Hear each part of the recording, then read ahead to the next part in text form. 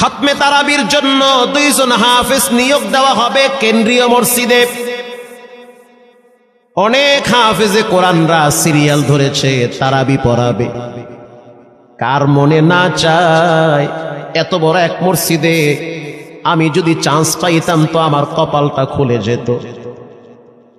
শুক্রবার দিন সবাই দরখাস্ত রাখলো, ইন্টারভিউ শুরু হয়ে গেল। পরের জুমায় অসংখ্য ছাত্রদেরকে দেখছি খতমে তারাবির জন্য ইন্টারভিউ সিরিয়াল দিয়েছে। ইন্টারভিউ বোর্ডের ভিতরে আমি ছিলাম। কয়েকজন হাফেজকে আমরা সিলেকশন করছি যে এদেরকে নেওয়া হবে। এদের তেলাওয়াত সুন্দর, পড়াও বড় মজার। আমরা কাগজগুলো এক জায়গায় জমা করছি। পরের জুমায় আমরা ঘোষণা দিয়ে দিব কোন মায়ের সন্তান চান্স পাবে। পরের জুমায় যখন জুমার নামাজের পর 3টার দিকে যখন আমরা বসে বসে ফলাফলগুলা দেখতেছি যে কাকে কত নাম্বার দেওয়া হয়েছে, দরওয়াজা লাগায় দিছি, জানলা লাগায় দিছি, এসি ছেড়ে দেওয়া হয়েছে, সব লাগানো, বাহির থেকে কিছুই দেখা যায় না। ইন দি মিন টাইমে মসজিদের বারান্দার দরওয়াজায় কে যেন নক করতেছে। খাদেম সাহেব আস্তে করে জালনা খুইলা উকি মাইরা দেখতেছে যে 2টা ছোট বাচ্চা বাহিরে দাঁড়িয়ে আছে, একেবারে অল্প বয়স। খাদেম প্রশ্ন করলো, তোমরা কারা, কেন আসছো? বলে, আমরা 2 জন আসছি খতমে তারাবির ইন্টারভিউ দেওয়ার জন্য। খাদেম সাহেব একবার পায়ের দিকে তাকায়, আবার জামার দিকে তাকায়, কারণ কথার সাথে বাহ্যিক সুরত মিলে না। অন্য অন্য ছাত্রদেরকে দেখছি কত উন্নত পোশাক পরে, গেটআপ কত সুন্দর করে ইন্টারভিউ দেওয়ার জন্য আসছে। আর এই 2 জনের দিকে তাকায় দেখলাম মনে হয় রাস্তায় ভিক্ষা করতে করতে আইছে, মানায় না, একেবারে গরিব। খাদেম বলল, ইন্টারভিউর ম্যাচ শেষ, চলে যাও বাড়িতে, নেওয়া হবে না। যাদের ব্যাপারে পরীক্ষা নেওয়া হয়েছে তাদের ব্যাপারে ঘোষণা দেওয়া হবে। বাচ্চা 2টা নাসর বান্দা বলতে আছে, আমাদের তো টাকা নাই যে আমরা ভাড়া দিয়ে এখানে আসব। বাবায় বড় কষ্ট করে 2-4টা টাকা জমা কইরা পকেটে দিয়া পাঠায় দিছে, এজন্য আসতে দেরি হয়েছে। খাদেমের বড় মায়া লাগছে, কারণ খাদেমও গরিবের সন্তান। ভিতরে গিয়া মুয়াজ্জিম সাহেবের বলতে আছে, ও ভাই, বাহিরে 2টা বাচ্চা দাঁড়ায় আছে, ওরা নাকি হাফেজে কোরআন, কিন্তু দেখলে তো মানায় না। মুয়াজ্জিম সাহেব ধমক দিয়া বলতে আছে, কোনো সুযোগ নাই, তাড়ায়া দাও। খাদেম গিয়া ইমামের কানে কানে বলতে আছে, হুজুর, বাহিরে 2টা বাচ্চা দাঁড়িয়ে আছে, চেহারার ভিতরে এত মায়া, কিন্তু বাহ্যিক সুরত মিলে না, ওরা নাকি কোরআনের হাফেজ। পাশেই তো রহমানিয়ার মুহাদ্দিস সাহেব বসা আছে, তিনি বলতে আছে, কি ব্যাপার, ফিস ফিস করে আপনি কি বলতেছেন? বলে, হুজুর, বাহিরে 2টা বাচ্চা দাঁড়িয়ে আছে, তারা খতমে তারাবির ইন্টারভিউ দিতে চায়। মুহাদ্দিস সাহেব বলল, কোনো কথা নাই, আল্লাহর ঘরের দরওয়াজা খুলে দাও, এখানে কোনো পার্সিয়ালিটি চলবে না।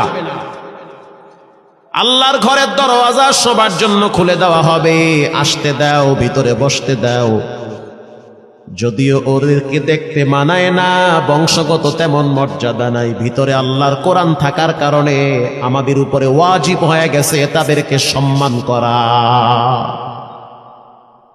কোন দিক থেকে মানায় না, কিন্তু ভিতরে আল্লাহর কোরআন আছে, এজন্য তাদের মর্যাদা অনেক বেশি। এবার বাচ্চা 2টা বাহিরে উজুখানায় গিয়া সুন্দর করে উজু বানাইল। উজু বানাইয়া ভিতরে ঢুইকা আমি তাকায়া দেখতেছি লঙ্গির এক মাথা নিচে আর এক মাথা উপরে।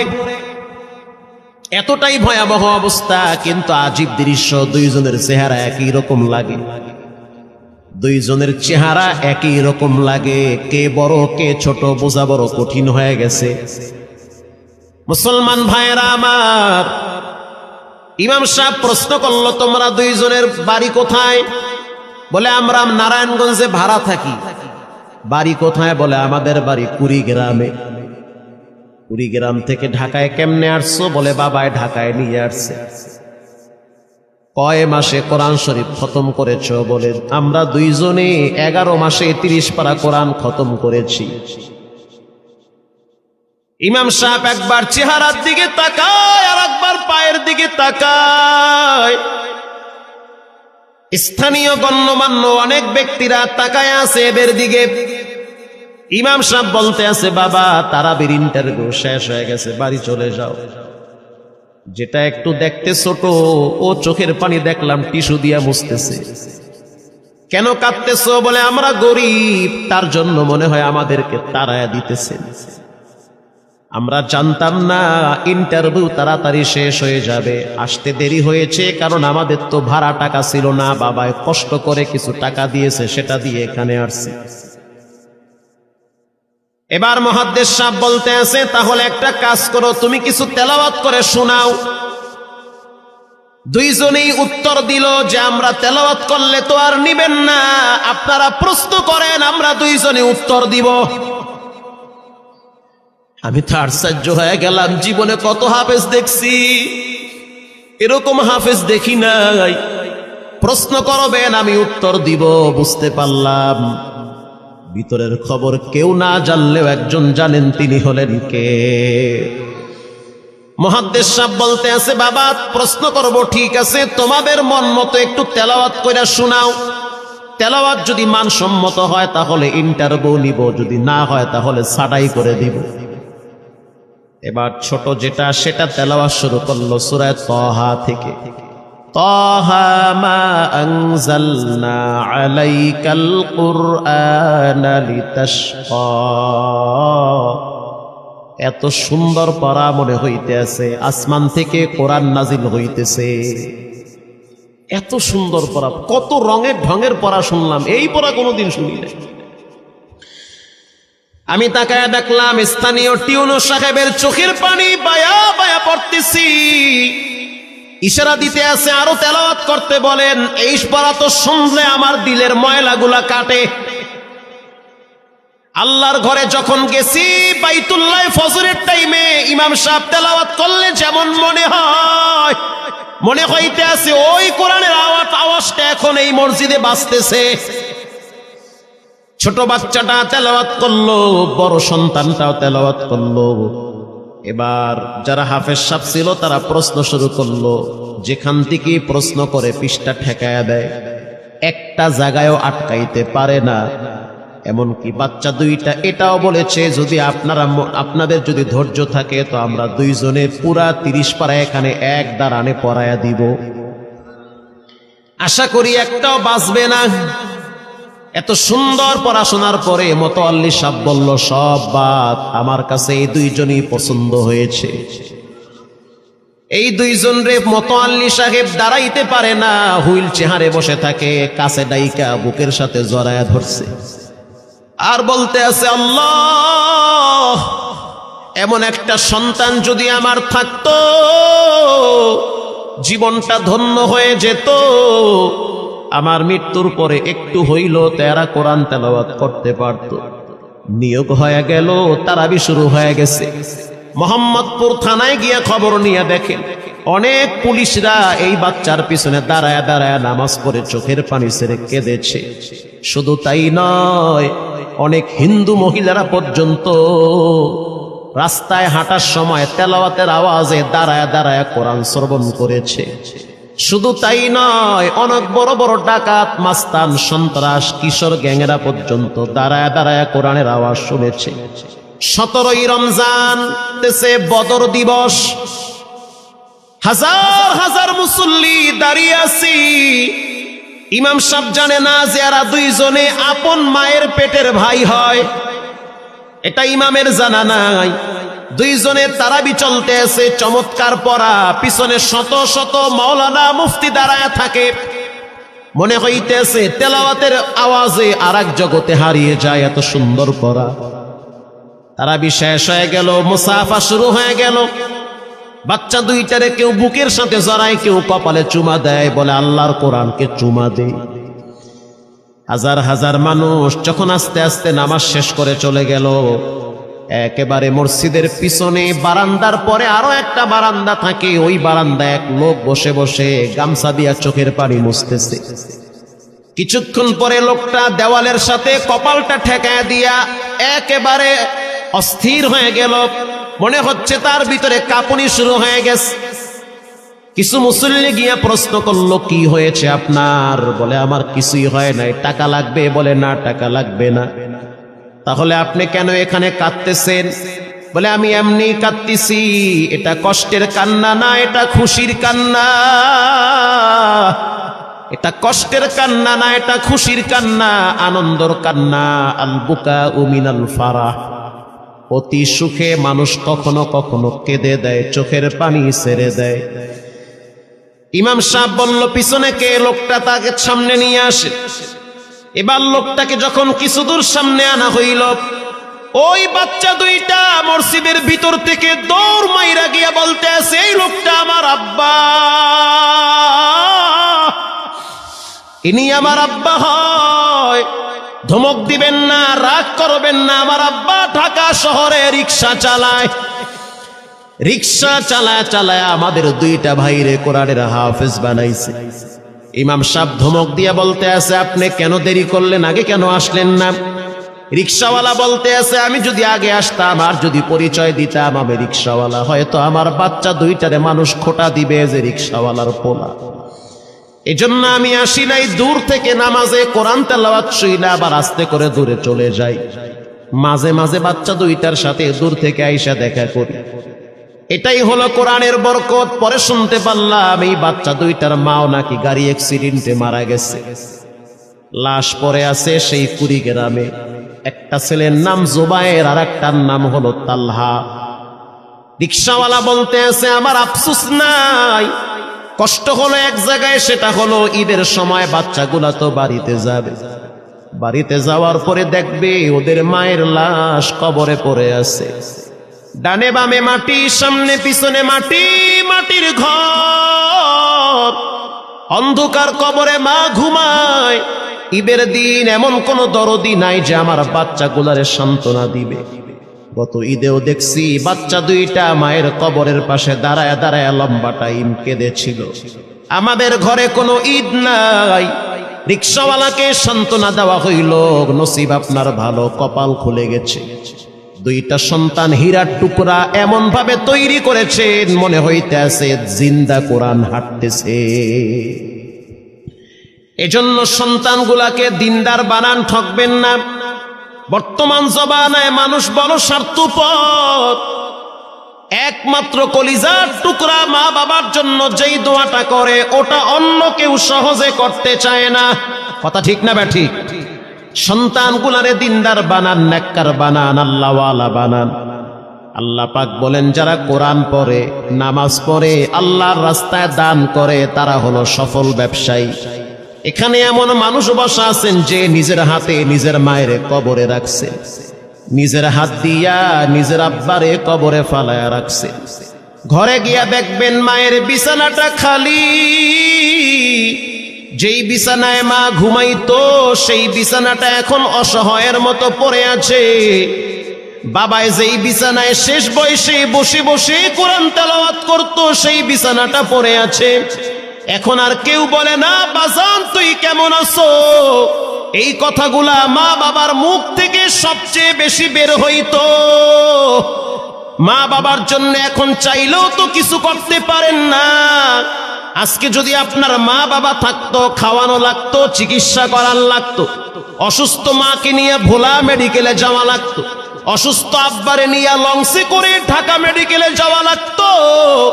এখন মাও নাই, বাবাও নাই, টাকা আছে, চাইলেও খরচ করতে পারেন না। সহজ একটা রাস্তা বের করে দেই, এর চেয়ে সুবর্ণ সুযোগ আপনি পাবেন কোথায়? আব্বারে তো থাকলে খাওয়াইতেন ভাত, না তো আর করতে পারতেন না। আমি আপনাদেরকে একটা ছোট্ট কারগুজারি শোনাই, আপনাদের দিল কেঁদে দিবে। 2016 সালের ঘটনা। তখন ঢাকায় মোহাম্মদপুর আমি খতমে তারাবির জন্য 2 জন হাফেজ নিয়োগ দেওয়া হবে কেন্দ্রীয় মসজিদে। অনেক হাফেজে কোরআনরা সিরিয়াল ধরেছে, তারাবি পড়াবে। কার মনে না চায় এত বড় এক মসজিদে আমি যদি চান্স পাইতাম তো আমার কপালটা খুলে যেত। শুক্রবার দিন সবাই দরখাস্ত রাখলো, ইন্টারভিউ শুরু হয়ে গেল পরের জুমায়। অসংখ্য ছাত্রদেরকে দেখছি খতমে তারাবির জন্য ইন্টারভিউ সিরিয়াল দিয়েছে। ইন্টারভিউ বোর্ডের ভিতরে আমি ছিলাম। কয়েকজন হাফেজকে আমরা সিলেকশন করছি যে এদেরকে নেওয়া হবে। এদের তেলাওয়াত সুন্দর, পড়াও বড় মজার। আমরা কাগজগুলো এক জায়গায় জমা করছি। পরের জুমায় আমরা ঘোষণা দিয়ে দিব কোন মায়ের সন্তান চান্স পাবে। পরের জুমায় যখন জুমার নামাজের পর 3টার দিকে যখন আমরা বসে বসে ফলাফলগুলা দেখতেছি যে কাকে কত নাম্বার দেওয়া হয়েছে, দরওয়াজা লাগায় দিছি, জানলা লাগায় দিছি, এসি ছেড়ে দেওয়া হয়েছে, সব লাগানো, বাহির থেকে কিছুই দেখা যায় না। ইন দি মিন টাইমে মসজিদের বারান্দার দরওয়াজায় কে যেন নক করতেছে। খাদেম সাহেব আস্তে করে জালনা খুইলা উকি মাইরা দেখতেছে যে 2টা ছোট বাচ্চা বাহিরে দাঁড়িয়ে আছে, একেবারে অল্প বয়স। খাদেম প্রশ্ন করলো, তোমরা কারা, কেন আসছো? বলে, আমরা 2 জন আসছি খতমে তারাবির ইন্টারভিউ দেওয়ার জন্য। খাদেম সাহেব একবার পায়ের দিকে তাকায়, আবার জামার দিকে তাকায়, কারণ কথার সাথে বাহ্যিক সুরত মিলে না। অন্য অন্য ছাত্রদেরকে দেখছি কত উন্নত পোশাক পরে, গেটআপ কত সুন্দর করে ইন্টারভিউ দেওয়ার জন্য আসছে। আর এই 2 জনের দিকে তাকায় দেখলাম মনে হয় রাস্তায় ভিক্ষা করতে করতে আইছে, মানায় না, একেবারে গরিব। খাদেম বলল, ইন্টারভিউর ম্যাচ শেষ, চলে যাও বাড়িতে, নেওয়া হবে না। যাদের ব্যাপারে পরীক্ষা নেওয়া হয়েছে তাদের ব্যাপারে ঘোষণা দেওয়া হবে। বাচ্চা 2টা নাসর বান্দা বলতে আছে, আমাদের তো টাকা নাই যে আমরা ভাড়া দিয়ে এখানে আসব। বাবায় বড় কষ্ট করে 2-4টা টাকা জমা কইরা পকেটে দিয়া পাঠায় দিছে, এজন্য আসতে দেরি হয়েছে। খাদেমের বড় মায়া লাগছে, কারণ খাদেমও গরিবের সন্তান। ভিতরে গিয়া মুয়াজ্জিম সাহেবের বলতে আছে, ও ভাই, বাহিরে 2টা বাচ্চা দাঁড়ায় আছে, ওরা নাকি হাফেজে কোরআন, কিন্তু দেখলে তো মানায় না।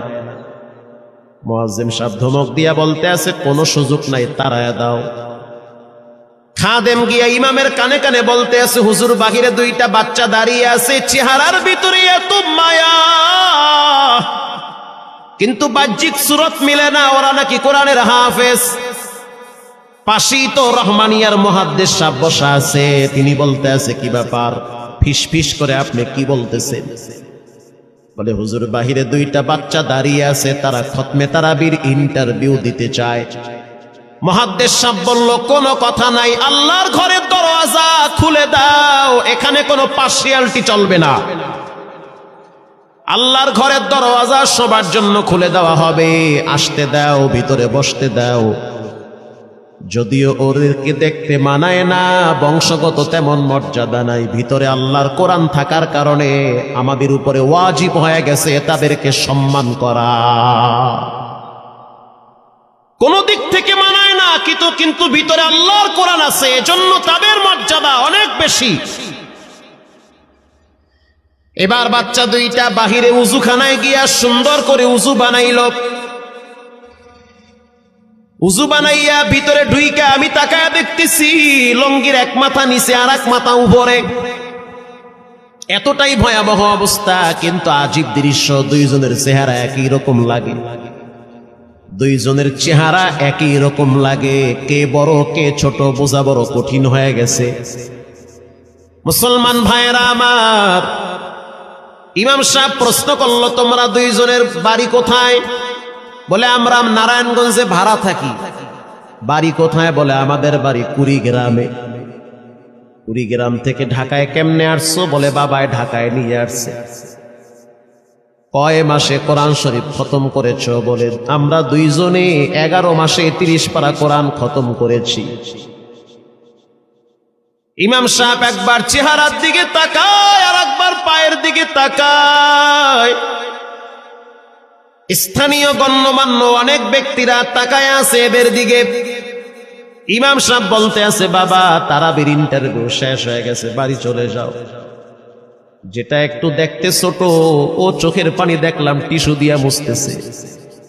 কেন কাঁদতেছো? বলে, আমরা গরিব, তার জন্য মনে হয় আমাদেরকে তাড়ায়া দিতেছেন।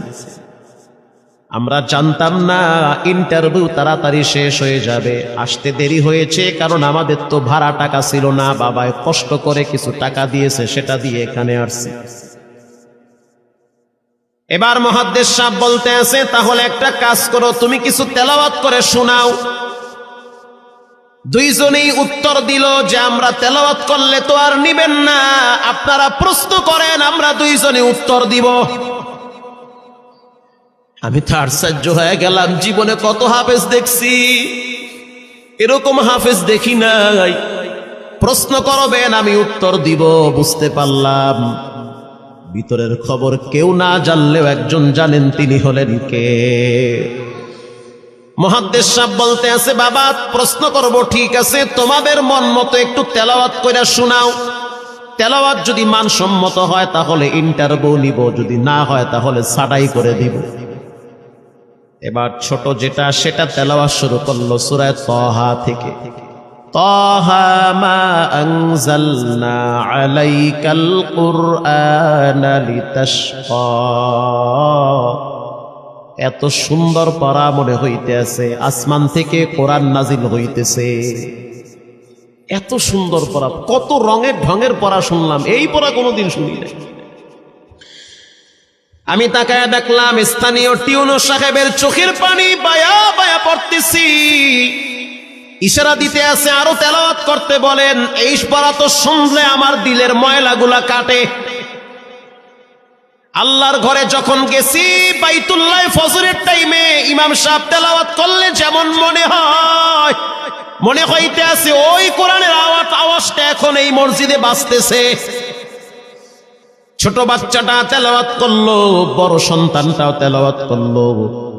এবার যারা হাফেজ সাহেব ছিল তারা প্রশ্ন শুরু করলো, যেখান থেকে প্রশ্ন করে পৃষ্ঠা ঠেকায়া দেয়, একটা জায়গায়ও আটকাইতে পারে না। এমনকি বাচ্চা দুইটা এটাও বলেছে, যদি আপনাদের যদি ধৈর্য থাকে তো আমরা দুইজনে পুরা 30 পারা এখানে এক দাঁড়ানে পড়ায়া দিব। আশা করি একটাও বাঁচবে না। এত সুন্দর পড়াশোনার পরে মোতাল্লি সাহেব বলল, সব বাদ, আমার কাছে এই দুইজনই পছন্দ হয়েছে।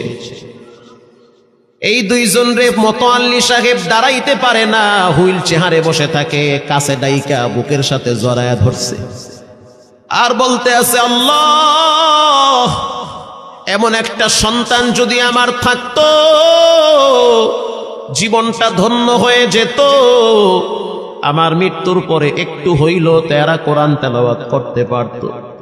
নিয়োগ হয়ে গেল, তারাবি শুরু হয়ে গেছে। মোহাম্মদপুর থানায় গিয়ে খবর নিয়ে দেখেন অনেক পুলিশরা এই বাচ্চার পিছনে দাঁড়ায় দাঁড়ায় নামাজ পড়ে চোখের পানি ছেড়ে কেঁদেছে। শুধু তাই নয়, অনেক হিন্দু মহিলারা পর্যন্ত রাস্তায় হাঁটার সময় তেলাওয়াতের আওয়াজে দাঁড়ায় দাঁড়ায় কোরআন শ্রবণ করেছে। শুধু তাই নয়, অনেক বড় বড় ডাকাত, মাস্তান, সন্ত্রাস, কিশোর গ্যাংরা পর্যন্ত দাঁড়ায় দাঁড়ায় কোরআনের আওয়াজ শুনেছে। 17ই রমজান দেশে বদর দিবস, হাজার হাজার মুসল্লি দাঁড়িয়ে আছি। ইমাম সাহেব জানে না যে এরা দুইজনে আপন মায়ের পেটের ভাই হয়, এটা ইমামের জানা নাই। দুইজনের তারাবি চলতে আছে, চমৎকার পড়া, পিছনে শত শত মাওলানা মুফতি দাঁড়ায় থাকে। মনে হইতেছে তেলাওয়াতের আওয়াজে আর এক জগতে হারিয়ে যায়, এত সুন্দর পড়া। তারাবি শেষ হয়ে গেল, মুসাফা শুরু হয়ে গেল। বাচ্চা দুইটারে কেউ বুকের সাথে জড়ায়, কেউ কপালে চুমা দেয়, বলে আল্লাহর কোরআনকে চুমা দেই। হাজার হাজার মানুষ যখন আস্তে আস্তে নামাজ শেষ করে চলে গেল, একেবারে মসজিদের পিছনে বারান্দার পরে আরো একটা বারান্দা থাকে, ওই বারান্দায় এক লোক বসে বসে গামছা দিয়া চোখের পানি মুছতেছে। কিছুক্ষণ পরে লোকটা দেওয়ালের সাথে কপালটা ঠেকায় দিয়া একেবারে অস্থির হয়ে গেল। মনে হচ্ছে তার ভিতরে কাঁপুনি শুরু হয়ে গেছে। কিছু মুসল্লি গিয়া প্রশ্ন করলো, কি হয়েছে আপনার? বলে আমার কিছুই হয় নাই। টাকা লাগবে? বলে না, টাকা লাগবে না। তাহলে আপনি কেন এখানে কাঁদতেছেন? বলে আমি এমনি কাঁদতেছি, এটা কষ্টের কান্না না, এটা খুশির কান্না। এটা কষ্টের কান্না না, এটা খুশির কান্না, আনন্দর কান্না। আল বুকা মিনাল ফারাহ। অতি সুখে মানুষ কখনো কখনো কেঁদে দেয়, চোখের পানি ছেড়ে দেয়। ইমাম সাহেব বলল, পিছনে কে? লোকটা তাকে সামনে নিয়ে আসে। এবার লোকটাকে যখন কিছু দূর সামনে আনা হইল, ওই বাচ্চা দুইটা মসজিদের ভিতর থেকে দৌড় মাইরা গিয়া বলতে আছে, এই লোকটা আমার আব্বা, ইনি আমার আব্বা হয়।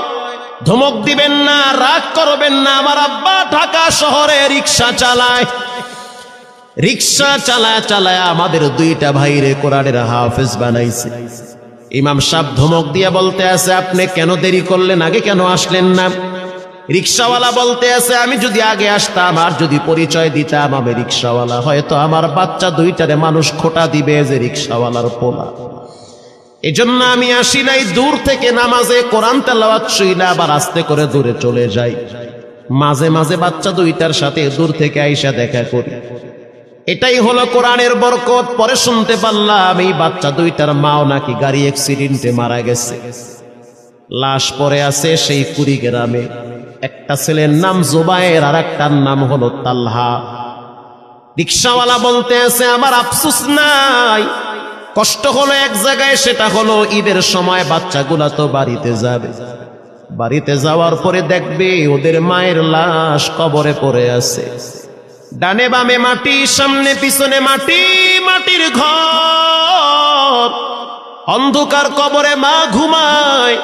ঈদের দিন এমন কোন দরদি নাই যে আমার বাচ্চাগুলারে সান্ত্বনা দিবে।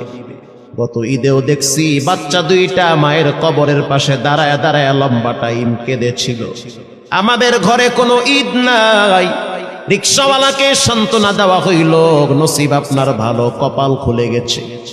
দুইটা সন্তান হীরার টুকরা এমন ভাবে তৈরি করেছেন, মনে হইতে আছে জিন্দা কোরআন হাঁটতেছে। এজন্য সন্তানগুলাকে দিনদার বানান, ঠকবেন না। বর্তমান জমানায় মানুষ বড় স্বার্থপর। একমাত্র কলিজার টুকরা মা বাবার জন্য যেই দোয়াটা করে ওটা অন্য কেউ সহজে করতে চায় না। কথা ঠিক না ব্যাঠিক? সন্তানগুলারে দিনদার বানান, নেককার বানান, আল্লাহওয়ালা বানান। আল্লাহ পাক বলেন, যারা কোরআন পড়ে, নামাজ পড়ে, আল্লাহর রাস্তায় দান করে, তারা হলো সফল ব্যবসায়ী। এখানে এমন মানুষ বসা আছেন যে নিজের হাতে নিজের মায়ের কবরে রাখছে, নিজের হাত দিয়া নিজের আব্বারে কবরে ফালায়া রাখছে। ঘরে গিয়া দেখবেন মায়ের বিছানাটা খালি। যেই বিছানায় মা ঘুমাইতো সেই বিছানাটা এখন অসহায়ের মতো পড়ে আছে। বাবায় যেই বিছানায় শেষ বয়সে বসে বসে কোরআন তেলাওয়াত করত সেই বিছানাটা পড়ে আছে। এখন আর কেউ বলে না, বাজান তুই কেমন আছো? এই কথাগুলা মা বাবার মুখ থেকে সবচেয়ে বেশি বের হইতো। মা বাবার জন্য এখন চাইলেও তো কিছু করতে পারেন না। আজকে যদি আপনার মা বাবা থাকতো, খাওয়ানো লাগতো, চিকিৎসা করার লাগতো, অসুস্থ মাকে নিয়ে ভোলা মেডিকেলে যাওয়া লাগতো, অসুস্থ আব্বারে নিয়ে লঞ্চে করে ঢাকা মেডিকেলে যাওয়া লাগতো। এখন মাও নাই, বাবাও নাই, টাকা আছে, চাইলেও খরচ করতে পারেন না। সহজ একটা রাস্তা বের করে দেই, এর চেয়ে সুবর্ণ সুযোগ আপনি পাবেন কোথায়? আব্বারে তো থাকলে খাওয়াইতেন ভাত, না তো আর করতে পারতেন না।